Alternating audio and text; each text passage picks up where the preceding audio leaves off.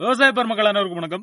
இந்த வீடியோல நம்ம எதை பத்தி பார்க்க போறோம்னா, நீங்க உரங்களை கொடுக்கக்கூடிய விவசாயியா இருக்கீங்க. அதாவது ஃபெர்டிலைசர்ஸ் அப்ளை பண்ண போறீங்க அப்படின்னா, எந்தெந்த முறைமைகள்ல அப்ளை பண்ணலாம் அப்படின்னு பார்த்துருவோங்க. முதல்ல நம்ம எல்லாருமே பண்றது பிராட்காஸ்டிங் அப்படின்னு சொல்லுவாங்க. அதாவது ஃபீல்டு முழுக்க நம்மளுடைய நிலம் முழுக்க வந்து யூனிஃபார்மா மிக சரியாக எல்லா இடத்துலயும் நம்ம வந்து உரத்தை தூவி விட்டு அதுக்கப்புறம் உழுவோம் பாத்தீங்களா. அதாவது நம்ம பல்க் உரங்களை மெஜாரிட்டி டைம்ல இந்த மாதிரி பயன்படுத்துவோம். ஸோ இதை வந்து பிராட்காஸ்டிங் அப்படின்னு வந்து சொல்றோம்.